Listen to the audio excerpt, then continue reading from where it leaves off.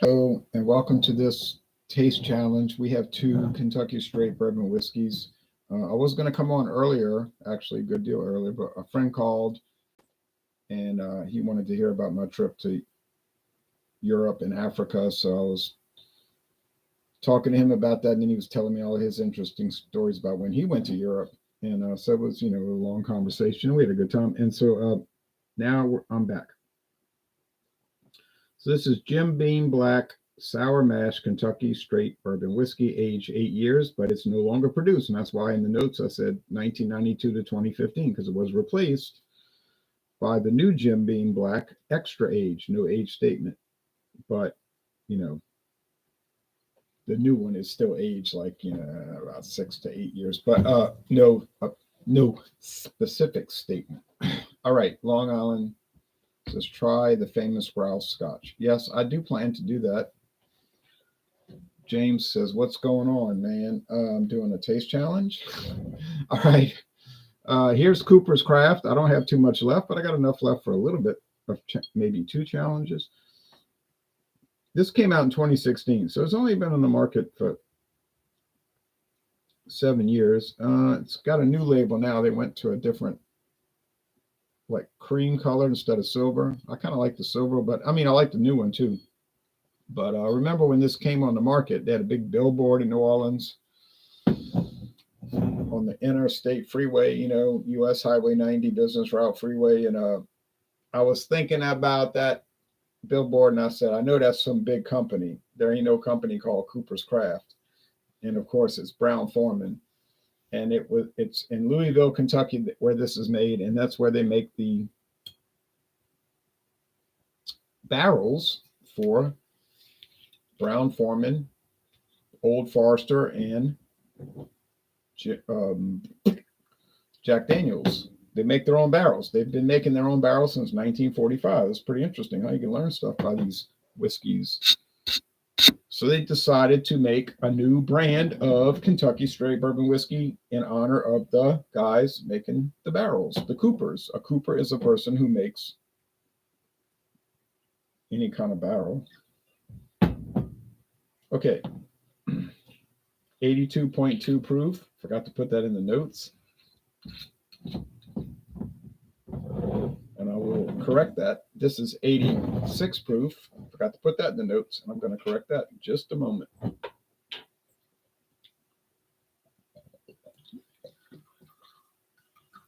I'm really glad I started drinking light beer because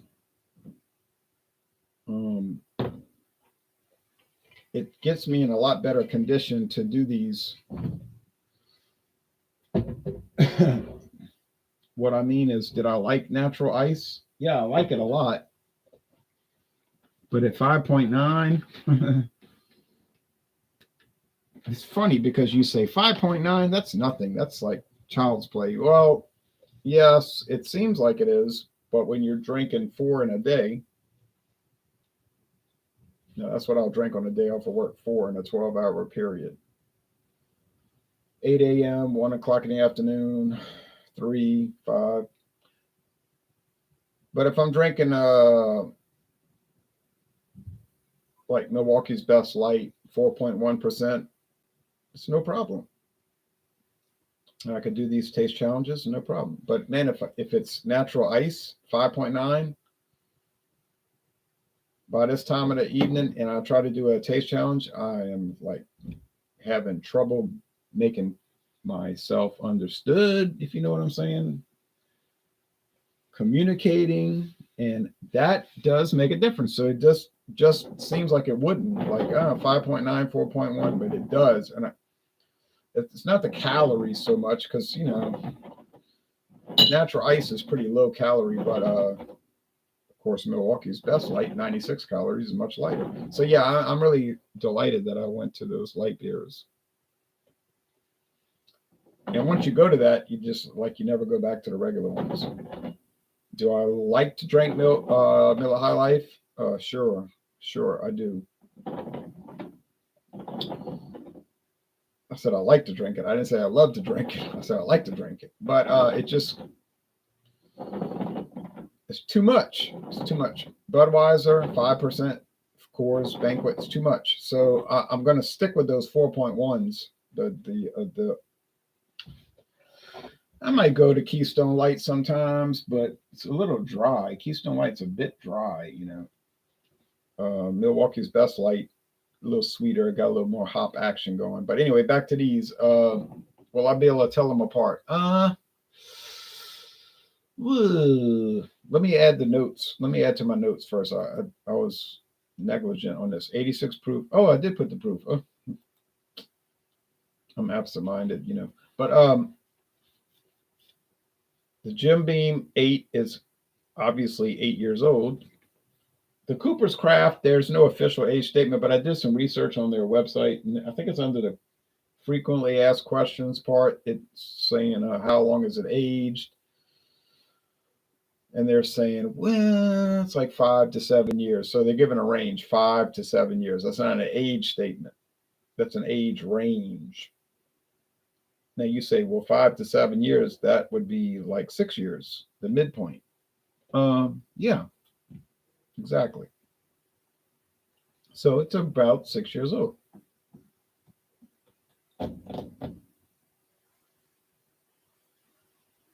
And this could be a tough taste challenge. It really could be. We're about to find out. I got a lot of this liquid in this bottle. And it's going to take dozens of taste challenges to get through it. I can see that. Let's go with the taste. Cheers.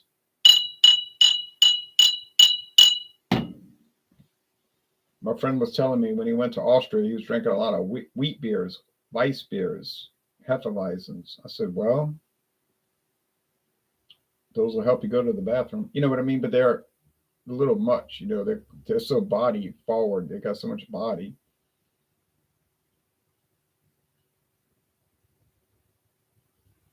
The Metamucil of beer. But, that sounds terrible. But those wheat beers, I don't drink them. I don't drink them. Blue Ice. Oh, hey, this is easy. Jim Beam Black for the win. Well, we're going to see about that. Cheers. Cheers to you, Maxwell, in the Russian Federation. Blue Ice in Georgia. Okay, enough's enough. Get serious now. Okay.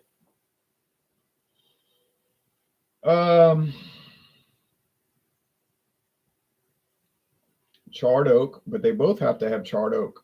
I used to say when I was first doing the Cooper's Craft that it was aged in birch and beech wood. Well, it wouldn't be a bourbon if it was. It's aged in charred oak, but it's finished. And they can finish it like a few months in birch oak and beech oak. Yeah. And it's charcoal mellowed. But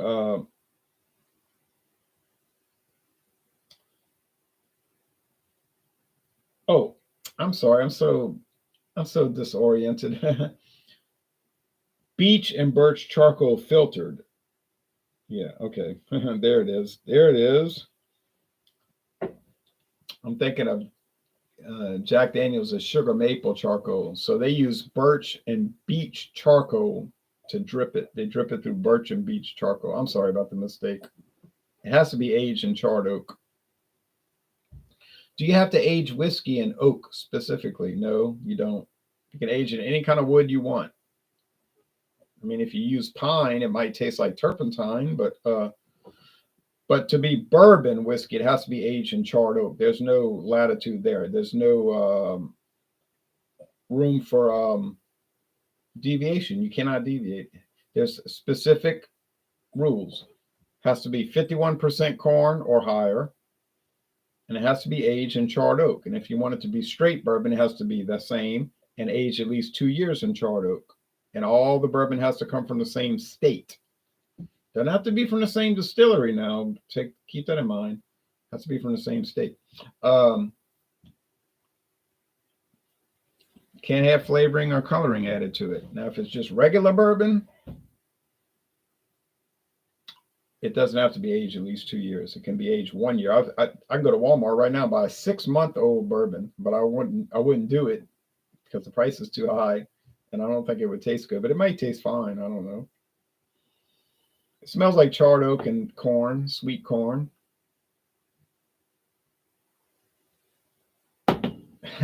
Smells like charred oak and sweet corn. Now, does the charcoal filtering make a difference? It just might.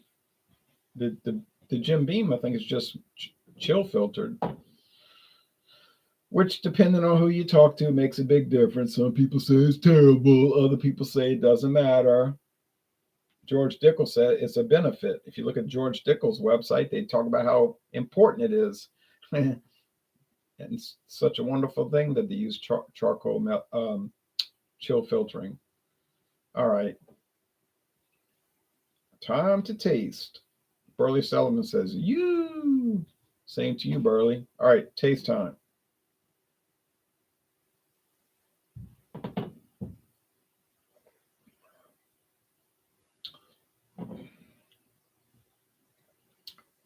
Sweet corn, charred oak, like that charcoal, charcoal.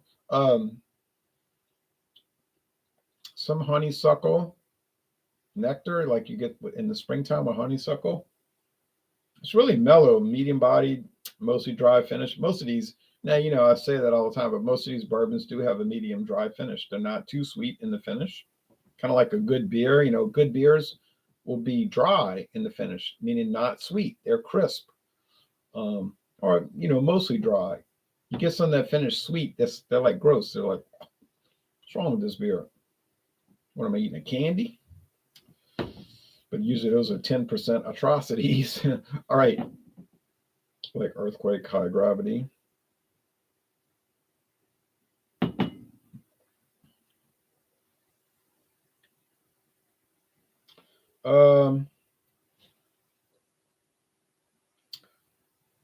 Same type situation over here. Sweet corn, charred oak, yeastiness, breadiness, like baking bread, honeysuckle. Price, yeah, they're kind of about the same. I think the Jim Beam's a little cheaper. A little bit cheaper. I got them. I didn't pay the regular price, okay, man. So like I paid Mathern's had Cooper's Craft for $9.99. Now, the chances of a viewer finding this for $9.99 is basically zero, but they had it for like a day. It lasted like one day on the shelf, maybe two. And I saw this stuff for $9.99. And I was like, I heard of this. And I know it's not $9.99. So when I had a chance, I did research on it, and I was like, huh. It was like $22.99. Now it's like $25.99. But yeah, obviously I paid the $9.99. Okay, if I saw a bottle tomorrow for $9.99, I would immediately buy it. I will not see it for that ever again in my life. Okay, the Jim Beam was $32.99 for this huge handle bottle. This huge bottle, $32.99. It's still $32.99 at Total Wine and More. But now that's the supposedly 6-year age. We don't know the exact age. The new Black Extra. If you pay $2 more, you can go to a store. I can tell you about that store where they still have this bottle. Glass, not plastic. $34.99. Can't say it's better or worse because, like I said, I never had the Jim Beam Extra. Hopefully, by the time I buy the Jim Beam Extra, I'll still have a lot of this left, and I can do a taste challenge.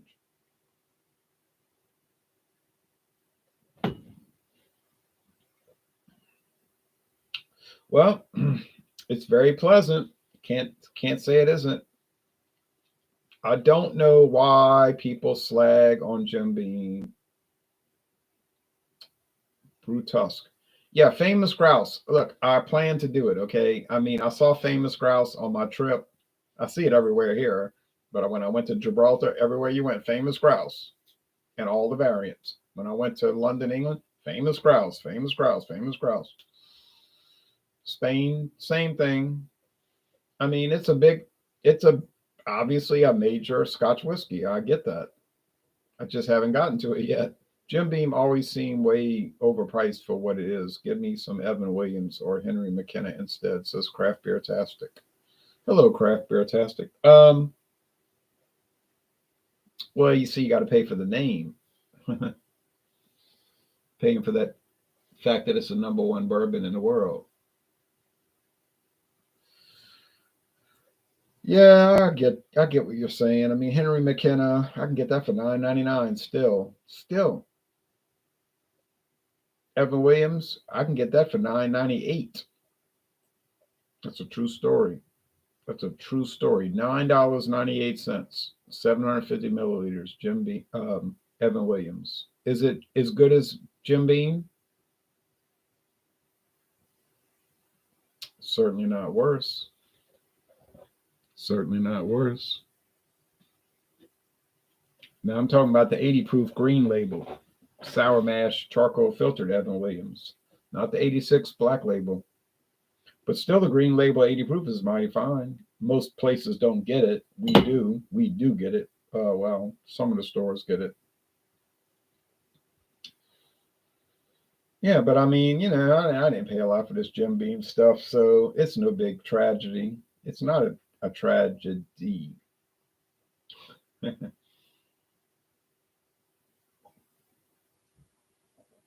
me think of the Bee Gees. Nice. That's all I can say. It tastes great. Actually, it tastes great. Whatever this is, it tastes great. Jason Cleveland says, "Good afternoon, Jay. I am visiting the socialist city of San Francisco for work again and listening while I drive back from work." Oh, thank you, Jason. Thanks for watching. Well, listening. Well, there's not much to watch. That's when I had the old camera. People would say, "Your old camera is not that clear." I say, "Yeah, but I mean, what is there to look at? It's just me sitting in front of a camera. I mean, it's mostly a audio. It's an audio production to the for the most part. I mean, there's some visual, like you look at the liquor and see what the shade of it is, but I don't really watch beer reviews. I listen to them. I don't just sit there and look at the person. I say, "Oh, there's the person. He's got the beer. It looks straw color. It's gold. I know what beer looks like." And I listen to them talk, but to sit there and just stare at it, I don't need to do that. I know what the person looks like. I know the room that they're in. I see the glass. I enjoy Jim Beam, both black and white label. They are excellent products. I agree with that.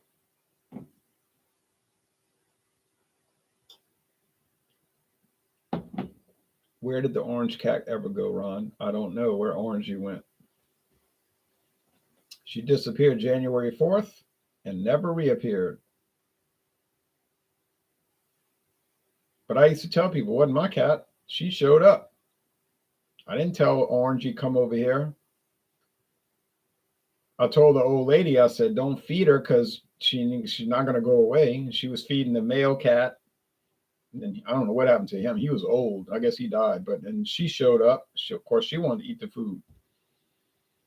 And then the old lady died, 91 years old. Well, then Orangey showed up. She's waiting for her food. I said, well, you're not going to get fed anymore. She's no longer coming back. What a little cat doesn't understand. Where's my food? So I said, oh, boy. So the people that took over the house, the grandson, he's like, well, here's the bag in the pantry. He had the bag. I said, well, give me the bag. I'll feed the cat. I don't mind. I live around the corner, so I would feed the cat every day, but she'd be looking for me, She would hiss at me, and because she was feral, she never knew people, but you could tell she was looking for me. So then I got tired of walking around the corner every day, so I put a little food trail. I said, you come by. Well, she used to come by this house all the time anyway, sleeping under the house, hanging around. So she was hanging around here anyway. So I said, well, I'm going to bring the food over here. I'm tired of bringing it over there. So then she got used to eating it over here. Well, of course, then eventually she wanted to come in the house, and then she got so tame, she wanted to lay on my chest, lay on my shoulder while I was doing videos, because it doesn't take long to tame a cat. Even if they're wild, it's their natural inclination to be domestic. But you couldn't train a cougar. Even if you raise it from a baby, it would still try to kill you because it's not a domestic animal. All right.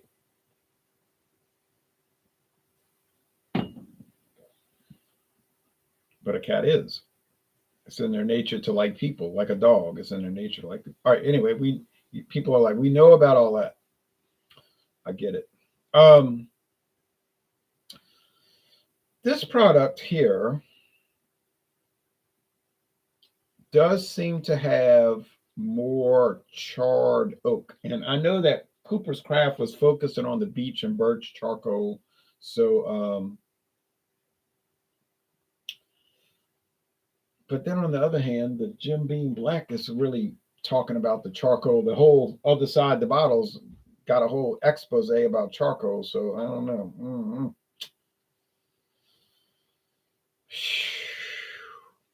Let me try. I'm doing the best I can. College baseball, sorry, college basketball's on. I'm missing it.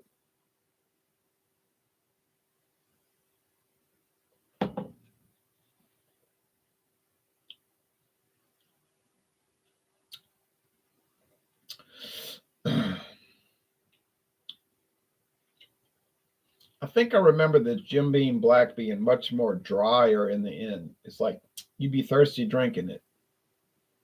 I don't mean that in a negative way. It's just the way it is. It's just very succinct in its finish. So I think this is the Jim Beam Black, but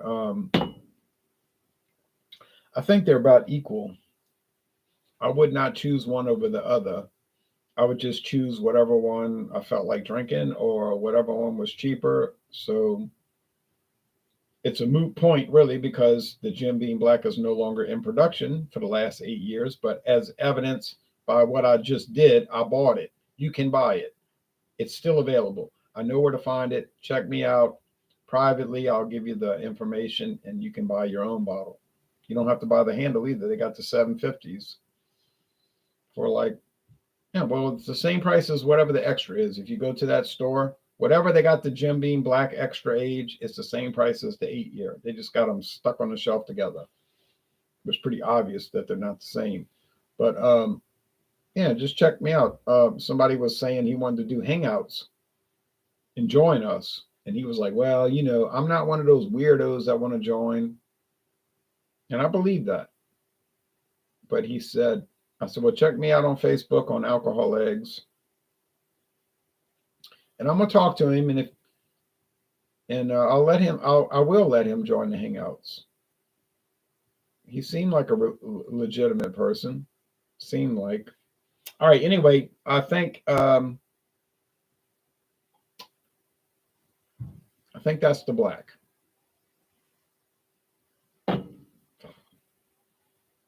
Man, that's the Cooper's Craft. Oh, golly gee. I got it wrong. That's the Cooper's Craft. So I didn't have a preference. I can't say I prefer one over the other. I like both, but I did get it wrong. So the problem with a blind taste test, if the products are too similar, you know what I mean? If they got too many things that are alike, and there's not many differences, well, consequently, you're going to have a hard time telling them apart.